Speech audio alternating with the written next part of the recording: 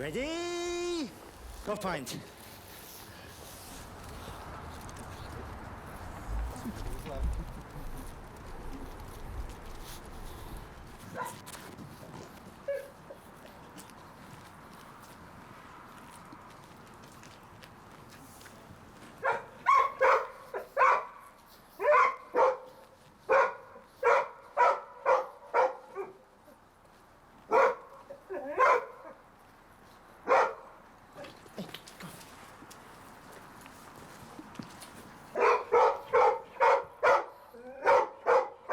It's not deep enough.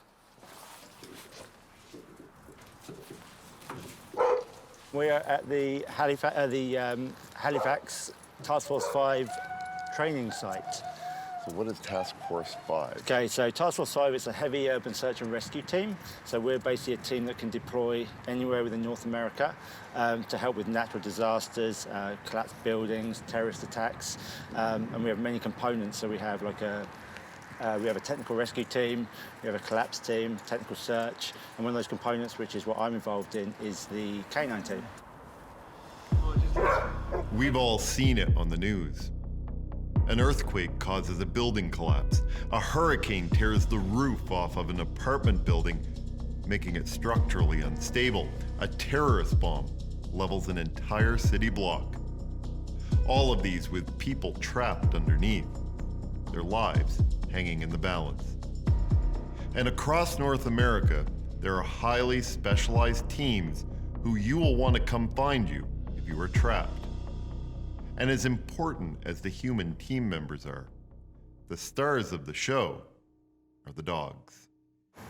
Task Force 5 is here. I heard you say Task Force 2 is in Calgary. Yeah. So this is a national type. Yeah, there's 6 teams across Canada. So there's one in Vancouver, one in Calgary, one in Manitoba. There's a team in Toronto, team in Montreal, and then us, which is Task Force 5 in Halifax. And so is your responsibility to respond to incidents in a certain region or anywhere in North America? Potentially anywhere in North America. I mean, we're task forces, so CAN TF5, and all the other task forces, we're the Canadian equivalent of FEMA, which is the American standard. And there's lots of FEMA teams across America, and they take care of a lot of the US disasters and stuff. But potentially, like if there's a disaster in Maine or even a place like Vermont, some of those northern states, we could easily deploy down there as well, depending on what the need is. Wow. So I think most people in Nova Scotia wouldn't even know you guys exist. Absolutely, yeah. Does that surprise you? Not at all. Like everybody knows FEMA exists, right? Absolutely, yeah. So, but it's not surprising at all. So there's not a lot of public awareness. A lot of people that should know about us don't know about us. With Hurricane Fiona that just occurred, our team did deploy to that. And that was amazing because it really created a lot of awareness of what we are, what we're capable of. I mean, we can go to a disaster site and be completely self-sufficient. So we have tents, we have cooks, we have everything. So we can go and just really take care of ourselves and just do the work that's needed without any hospitality or hotels or anything like that. So we go and we can just... So behind me is a, well, it looks like a movie set, really, to be perfectly honest. Yeah, I guess so, yeah. What are we looking at? So this is it's a simulation of a collapsed building, basically is what it is. And it was originally built for when we're doing our structural collapse courses. That's what a lot of this stuff was used for, but fortunately, it also works really well for the canines as well. So they're trained to search areas like this, so collapsed buildings and things like that. So they can kind of run across this no problem and really find that human odor, which is what they're searching for. I'm now an evaluator, so I can certify dogs on this pile once this pile is up to certification standard. Okay. So that means all the other task forces and stuff can come to us and I can certify their dogs. Because right now, you either have to go to Manitoba or Vancouver to certify so those. There's nothing east of Manitoba? No. That's crazy. Yeah. So if we have a pile on the East Coast, Montreal can come to us, Toronto can come to us. Over the years, we've all heard the stories of dogs finding people in earthquakes, tsunamis. 9/11. 9/11 was a great example, yeah. What is it that dogs can do that we can't do as people in these kind of situations? Smell. It's as simple as that. Like, they can smell really, really well. So they can just... when there's a person, any person, there's a it's called a scent cone. So the smell comes if you're in this pile here, say you're in the tube there, you're in that area, and there's a scent cone coming off you like this. Now, in an ideal situation where there's no wind, it's just going to kind of spiral out and it's going to get more dispersed as it goes. And what she will do, as she comes in, she's going to be sniffing the air the whole time. The second that she hits that scent cone, she's going to alert to that. She's not going to alert, but she's going to get that odour. And she's going to cross it, and then once she comes out of that scent cone again, she's going to come back into it. And she's going to slowly work her way down to that most concentrated source. And then once she's at that source and she can't get any closer to it, that's when she'll start barking and tell me that there's someone here. I can smell them, there's someone here.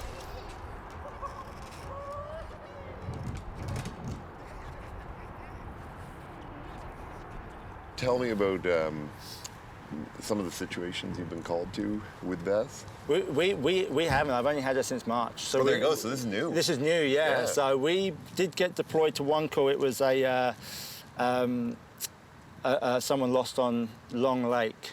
So it was a lost kayaker. So we weren't sure if they were in the water or they were out. So we did get deployed. So it was good because it was her first experience going on the fire truck, going code 1 lights and sirens to a call. Fortunately, they found the person before we got there. But that's the sort of thing that she can do, right? So a nice, simple shoreline search, send her off, and she's going to find them a lot quicker than we will. On a day-to-day basis, you're a regular firefighter as well. Yep. This is sort of a tasking, I guess. Absolutely, right? yeah. But Vaz comes to work with you at the fire station. She does, yeah. She's with me 24/7. So when I go to work, so I work 1 every 4 days, so I'm on for 24 hours and I'm off for 72 hours. She comes to the station with me, she lives in the station, the crew love her. Well, they tell me they do anyway. So she gets on really well with everyone, and then when the toner goes off in the station, she's trained she'll go straight into her kennel, and then I just shut the door and we go and do our, And she's with you in case you get called to a situation. Potentially, right? yeah. So if there is a lost person situation or a collapse or anything, then she's with me, so she's a usable asset all the time, right?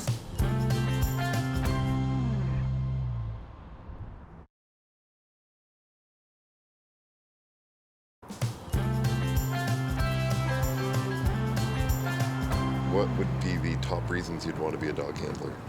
It's honestly always been a dream of mine to have a working dog, and I never thought this opportunity would present itself. Being a volunteer in the fire department, that I had the opportunity to get involved in HUSAR, and then there was an application process, and I got selected to be on the K9 team. So it's already a huge honor just to be on the team.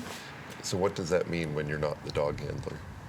So Part of it's obviously hiding in buildings. Right, yeah. So right now, the K9 team, so we, as Russ mentioned earlier, we have a big training component. So we usually train at least twice a week.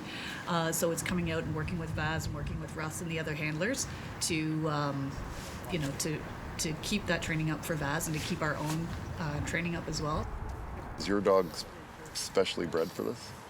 Yeah, well, so she was, her dad is on a FEMA team in the States, a dog called Ozo, and her mum's a wilderness search and rescue down in the States as well. Oh, wow. So so she's got a pretty good searching line, right? So this was a dog you specifically got for this task? Absolutely, yeah. Oh. So she, like I said, she was trained down in Philadelphia, and she spent the first year of her life at the Penn Vet Working Dog Centre. So they basically go to school. So Monday to Friday, 8 a.m. till 5 p.m., they're at the Penn Vet Working Dog Centre, and they train for this all day.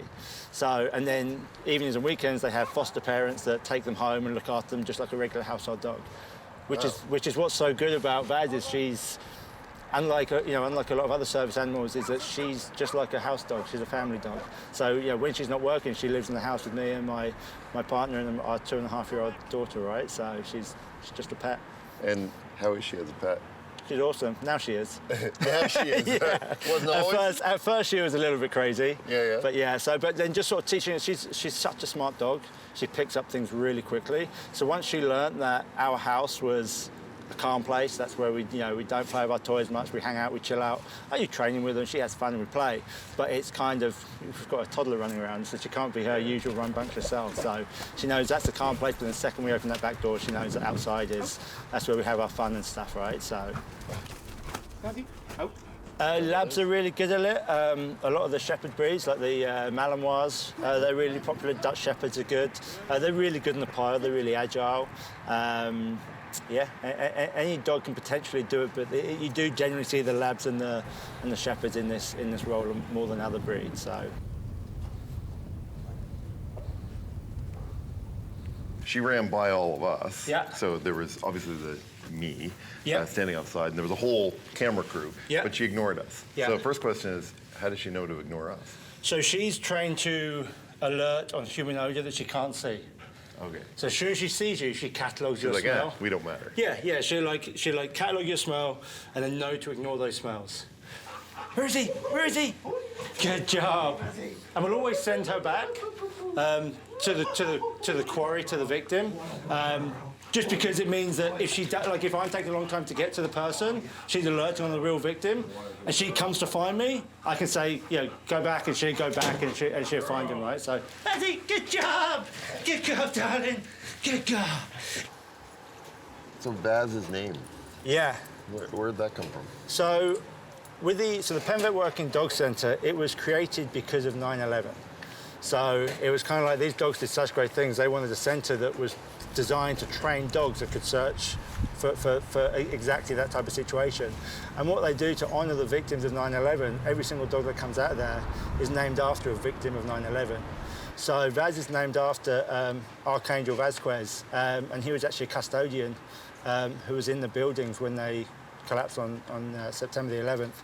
And he was actually last seen on the 91st and 92nd floors helping people out of the building, so ushering people out, and he kind of stayed and made sure, helping people get out, and he unfortunately perished in that disaster. So.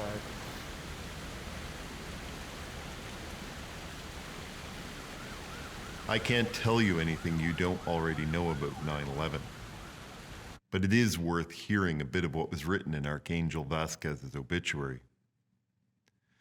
Mr. Vasquez, who had a 21-year-old daughter and grandchildren, worked in maintenance on the upper floors of 2 World Trade Center. He was last seen helping people leave the 96th and 97th floors.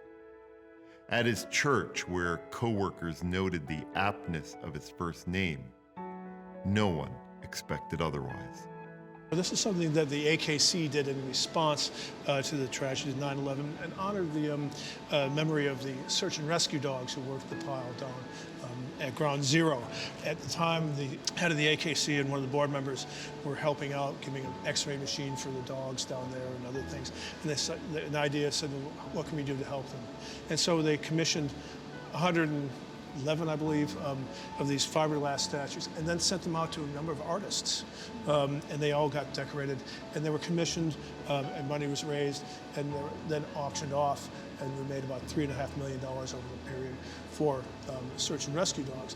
We even had one up in the show here recently of a dog covered with sequins by Vera Wang, the famous bridal dress designer. And what's interesting to me is, so the dogs that are now coming to where I'm from in Halifax are coming out of Penn Vet, and they are search and rescue dogs trained there, and they're all named for people that passed away during the 9/11 tragedy. And so it's an interesting connection. Yeah, it was interesting. We worked with the Penn Vet before and talked to the people, and we learned a lot about search and rescue dogs. The fact that at that particular site, they were having problems with the dogs maintaining focus because they weren't, they're trained to be rewarded and do their job, and there wasn't a whole lot of people to find. So they would actually have to do mock rescues for the dogs to be. But the main thing was these dogs helped out the first responders. When they got off the pile, there'd be a dog waiting for them to lick their face or come up and snuggle against them. It was the therapeutic value on these dogs on that Ground Zero was far surpassed what they were doing, as far as search and rescue. Such a powerful statement and piece of art. Yeah. One of the things that this museum has done is to recognize the first responders and the search and rescue dogs that as a result of that. Yes, in September, as I was telling you, we had a tribute during the month of September here in New York to the New York Police Department Canine Officers and Handlers, the MTA, and the United States Police Canine Association.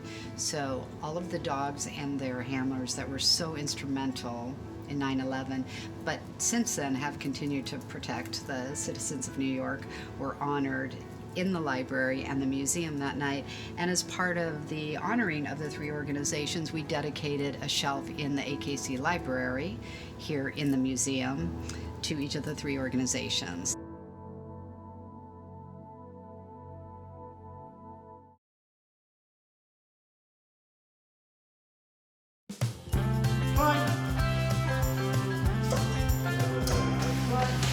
So this is all about agility, but Yeah. it's really good training, right? 100%, yeah. We're always training, right? But yeah, like so much of this stuff is really beneficial when you're searching as well, like poor awareness, stuff like that. Like this is really good for that, like knowing where her back Vaz legs. can get up this? Yeah, Vaz will climb that, yeah. But most dogs won't climb a ladder. I haven't seen many do it, no. But it's actually part of the certification, so for her to pass her certification, she has to be able to climb a ladder at a 45-degree angle. Oh. So yeah, all of the dogs, so there's 14 dogs in Canada certified, so Vaz is one of 14, and they all have to be able to do this. Wow. So to pass it. So yeah, there's lots of the ladder climb, the high walkway, uneven floor. This is a wobbly surface, so she'll do this as well. She doesn't like this one. She'll fly across this one and get off as quick as she can, but yeah, it's just. But she does it. Yeah, yeah. Is there anything that she has trouble with traditionally? She's a really sensitive dog. Yeah. So new things. So and like I recently went to Vermont. Wow. So I drove to Vermont with Vaz, and we worked with the team there for a week working on their pile. And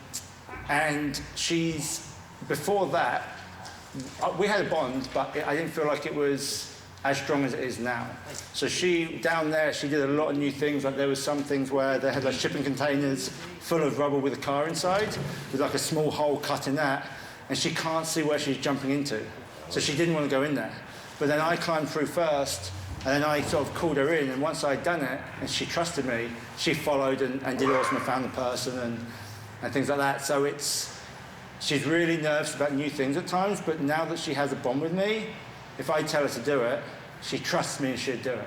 We're just really starting that wilderness training now. So it's kind of a really early stage of that. So it's a good time to get in and see her do it. So. And I guess that wilderness training is important somewhere like Nova Scotia. Because absolutely it is. I mean, we're in the city, but we still have these big urban parks here too, right? 100%. And what's really interesting is there's currently no certified search and rescue dogs in Nova Scotia. Really? Yeah, so people aren't aware of that. Vaz is a certified urban search and rescue dog, so she's currently not certified for wilderness. Yes. And right now the RCMP does the certification for that. And what you have to do to become a wilderness search and rescue dog is there's 3 components. So there's air scent, there's article search, and there's tracking. Tracking is obviously on a leash. So you can't, you find that trail and then you follow that trail. Article is, you have an article the dog smells, and then they find that. And then there's the air scent component, which is what Vaz does. And what's really good about air scent is you can cover so much ground in such a short period of time. Yeah. So that's good in the sense of, if you're searching woods or fields or anything, I can eliminate search areas. Like I can eliminate like a 25-acre field in a few minutes and be like, there's no one in here, you don't need to search this again. So that's really beneficial when you're trying to reduce the amount of space that you have to search. In an ideal world, there'd be a separate component that because Vaz has this training already, and because she's already picking up the wilderness really well, if there could be a section where she could get certified in just the air scent component, then it should be such a great asset because the police dogs do a lot of the tracking, they do a lot of the article stuff, but they don't let the dogs off leash. So whereas, once they've done what they do, and they do it amazingly well, like they're really good at it, but if they find the well, we've been here for 4 or 5 hours, there's no track, we can't find this person, give me a call then. I can come and I can send Vaz and see if it works. And they do that in the States. you were telling me what I need to do. Yeah, so what you're going to do is, so it's really important for the timing of the reward. So once she gets to you, you're going to stay completely silent and she's going to bark at you. Okay. We're going to get to bark at you like, say, six to 8 times. And then when she barks, on one of her barks, so not the pause, Okay. so on a bark, say yes, because that's her marker word. So that's Alright. a lot of people have heard of like clicker training. Yeah. Instead of the click, we use the word yes. Okay. So that's her marker word. So you say yes, and then the toy can come out within a couple of seconds after that. Okay. And then she's going to pull your arm off. Any questions? No, I think I'm... Ready to go? Yeah. Perfect. Well, hopefully she finds you soon. So I'm hidden under burlap at the moment, waiting for Baz to try and come and find me. And at this point, it's just a matter of being quiet and waiting to see if she can figure out where I am. She doesn't know my scent at all. So it's really, we do a grid search. So what will happen is she will range away from me. And again, this is, hypothetically speaking, she has done it, but again, I know, but we're this new is to training, this. right? 100%, I mean- absolutely, yeah. We're new to this. So I will kind of walk in a diagonal across the field. I'll generally, if the wind's coming this way, I'm going to walk across the wind. All right. Because that's the way we're going to work upwind or downwind from where the person might be. Or if we have like a section we're searching, that's what we generally do, as long as the terrain will allow it. And she will range away from me. So if I'm walking across the field this way, she'll range ahead of me. And when I see her get to the edge of our search area, I'll change direction. And then once she's sort of searching, she'll spot out of her corner of her eye that I've changed direction. She'll naturally range back towards me and start coming in the direction that I'm walking. So I can kind of manipulate how she searches. And again, this is what's good about that, what we were doing yesterday with the direction control. If she isn't watching me, if she's off on her own, I can then bring her back and bring her across the field.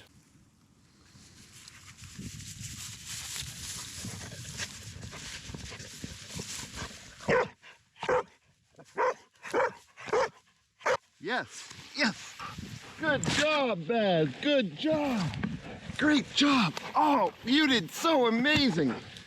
Amazing. Hey, come on, buddy. Come on, hey, buddy. The Give this one out. yeah, it was fascinating because Yes. she was kind of sniffing around the She will. burlap first to go like, Yeah. maybe. When you were going to university in the UK to Yeah. study animal behavior, Yeah. did you have any idea this is not where you thought you'd be? No. When I was at university and shortly after, I worked at the Whipsnade Zoo, which is part of the Zoological Society of London. Okay. So I worked there for a while, and then when I first came to Nova Scotia, I worked in animal control. So I was a dog catcher for a while, which is, again, You're very popular.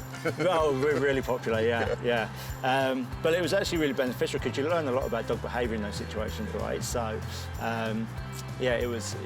I've done a lot of things, but this is by far the most rewarding. You're the leader of the canine team. Yeah. Are you the only dog, or are there other dogs? So right now, we're currently the only dog actually on the team. We do have another dog that's. It's a person from Task Force 2, which is the Calgary team. She just moved to Nova Scotia. We're in the process of trying to bring her onto the team. And she has a dog as well, a 7-year-old Malinois called Tia. So we're trying to get her involved as well. So.